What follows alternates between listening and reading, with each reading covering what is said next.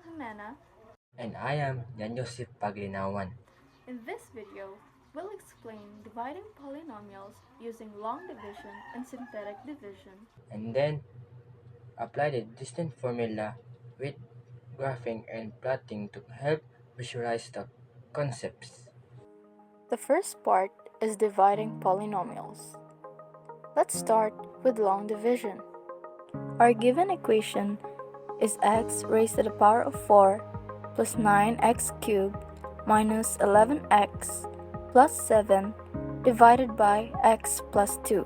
As you can see, our polynomial is missing an x squared term, so we rewrite it using a 0 as a placeholder. So now it becomes x raised to the power of 4 plus 9x cubed plus 0x squared minus 11x plus 7. Now all we need to do is to divide the leading terms, multiply, subtract, and bring down the next term until we can't divide anymore. Make sure that all powers of x are aligned so the division works correctly. To show you, I'm going to divide x raised to the power of 4 by x, which gives us the answer of x cubed. Again, as I've said, all the powers of x must be aligned. So we put x cubed directly above 9x cubed. We can multiply x cubed with x plus 2, which gives us the answer of x raised to the power of 4 plus 2x cubed. After multiplying, we can now subtract. After we subtract, we bring down the next term. All you need to do is to repeat the process.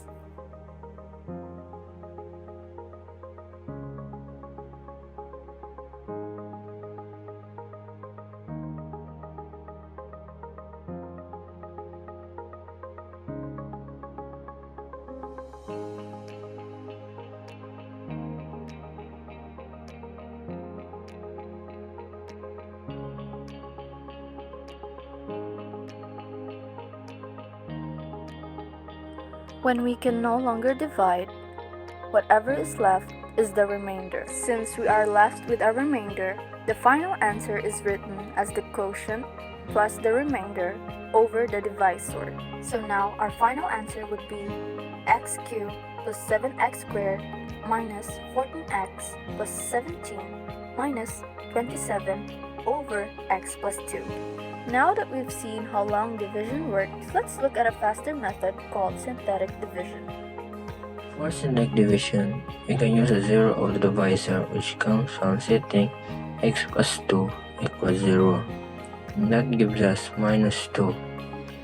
We also need the coefficients of the polynomial, including the 0 for the missing term. I bring down the first coefficient, 1, straight down. I multiply it by minus 2, getting minus 2, and add it to the next coefficient, 9, giving 7.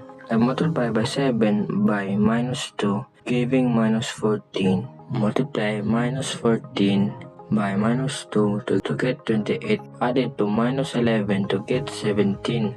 Multiply by 17 by minus 2 to get minus 34. Add it to 7 to get minus 27.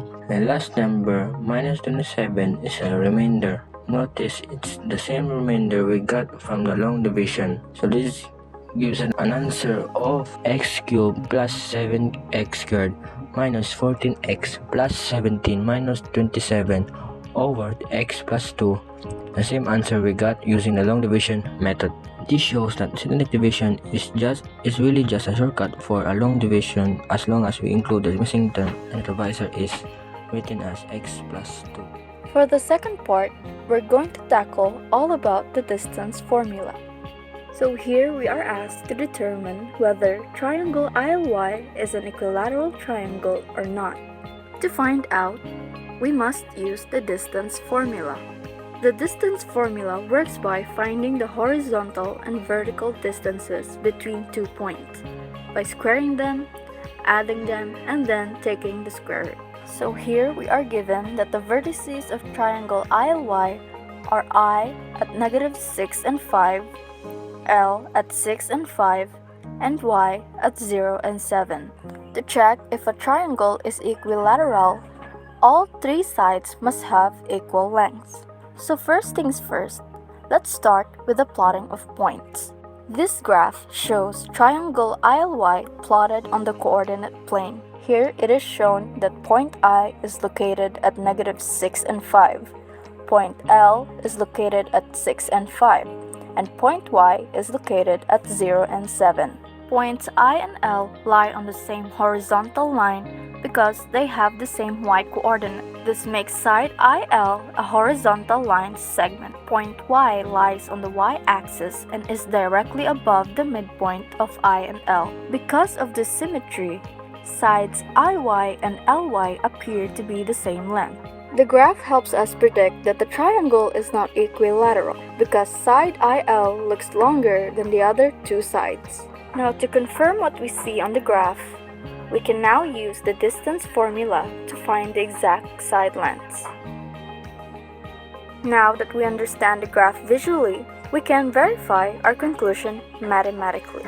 So with the use of the distance formula, I will start with points I and L. They have the same Y coordinate, so the line is probably horizontal. So as I follow along the steps, I concluded that the length of side IL is 12 units. So now I will find the distance from L to Y, which equates to the distance of 2 square root of 10 units.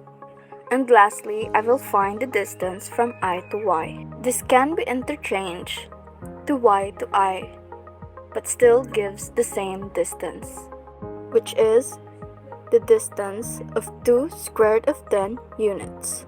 Respectively, the side lengths are 12, 2 square root 10, and another 2 square root 10. Since all three sides are not equal, the triangle is not equilateral. However, since two sides are equal, it is rather called an isosceles triangle. And so that'll be it for this video. We hope you've learned something, and thank you for watching.